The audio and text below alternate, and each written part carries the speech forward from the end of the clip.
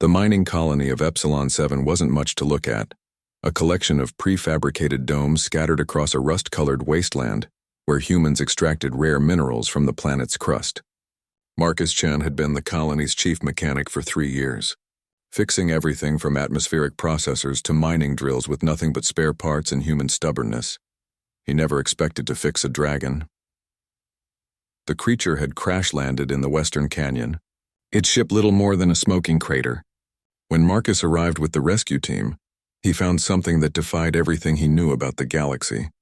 The being was massive, easily 4 meters tall with iridescent scales that shifted between emerald and sapphire. Its species, the Draconians, were legendary, ancient, powerful, and rarely seen in this sector of space, but this one was broken. "My name is Jaraketh," the dragon rasped, her voice like wind through caverns. Was a star cartographer. A mining accident on Helios 9. The explosion took my sight." Marcus examined her face. Where eyes should have been, there were only scarred tissue and damaged optical nerves, sealed by some advanced medical procedure that had saved her life but couldn't restore her vision. The Draconian medical technology, for all its sophistication, had reached its limits. "I've been drifting," Jaraketh continued, "searching for a cure across 100 worlds. But every specialist says the same thing. The damage is too deep, too old. I was trying to reach the healing temples of Andromeda when my navigation systems failed." Marcus crouched beside her, his engineer's mind already working. What if we don't heal the eyes? What if we bypass them entirely? Over the next 4 days, Marcus barely slept. He commandeered every piece of technology in the colony: quantum processors from the mining computers, biometric sensors from the medical bay, neural interface chips from the communication arrays. The other colonists thought he'd lost his mind, but they helped anyway. That was the human way.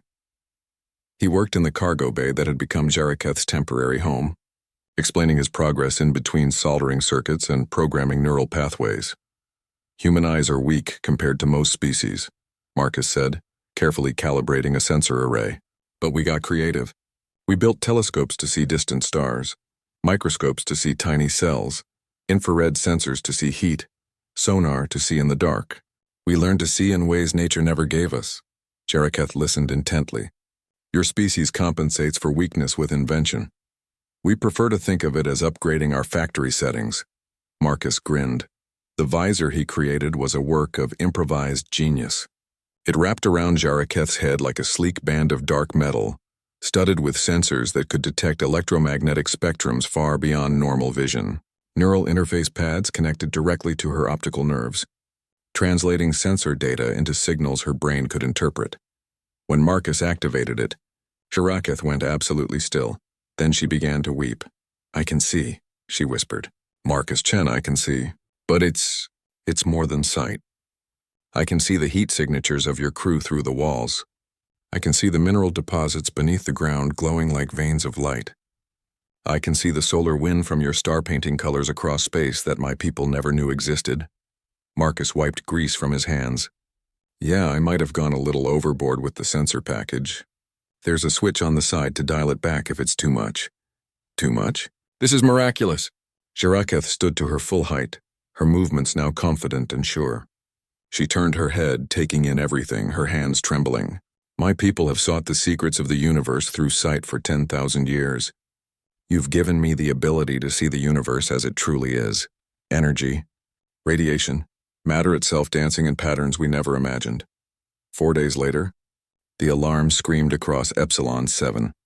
4 Draconian cruisers emerged from hyperspace, each the size of a city, bristling with weapons that could crack a planet. The colony's defensive systems were toys in comparison. Every human on the base rushed to the command center, faces pale with fear.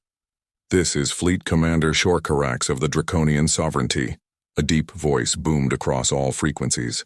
"We have tracked our lost star cartographer to this location.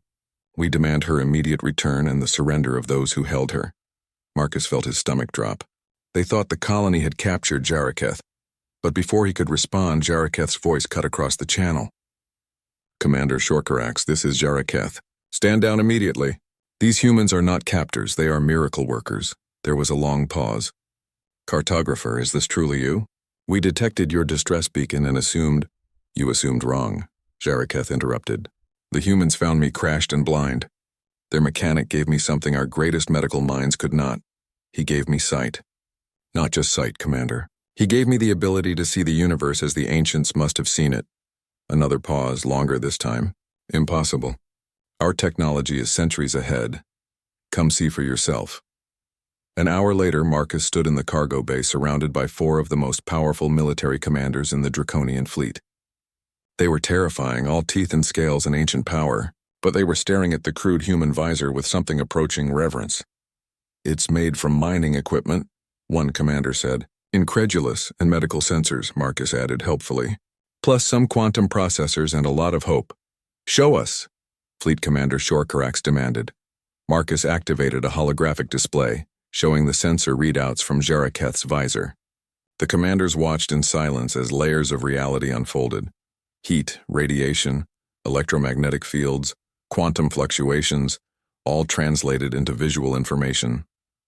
"By the ancients," one breathed. "We've been trying to develop this technology for decades. Our best scientists said it was theoretically impossible to interface this much data directly with an organic brain." Marcus shrugged. "Well, nobody told me it was impossible, so I just built it." Shorkarax turned his massive head toward Marcus, and for a moment, the mechanic thought he'd said something wrong. Then the dragon bowed. Actually bowed, lowering his great head in respect. "Marcus Chen of Earth, you have restored not just our cartographer's sight, but her purpose. Jaraketh was our finest explorer, mapping routes through space that saved countless lives. We had mourned her as lost." He straightened, his eyes gleaming. "The Draconian sovereignty does not forget its debts. What do you want? Technology? Wealth? Territory?" Marcus thought about it, looking around at his small colony of stubborn, resourceful humans who'd helped him strip their base for parts to heal a stranger. "How about you stop assuming humans are primitive, just because our tech looks like it's held together with duct tape and hope?" He smiled, "and maybe share some of those star charts. We've got a lot of exploring to do." Jaraketh laughed, the sound like crystal bells. "He gave me sight and asks only for maps. Commander, I believe we've discovered something rarer than any treasure." "What's that?" Shorkarax asked. "Humans," she said simply, looking at Marcus with her new sight, seeing him in spectrums of heat and light and possibility. Engineers who solve impossible problems. Dreamers who don't know when to quit. Friends who help strangers just because it's right. As the Draconian fleet departed weeks later, they left behind technology, trade agreements, and a permanent embassy on Epsilon 7.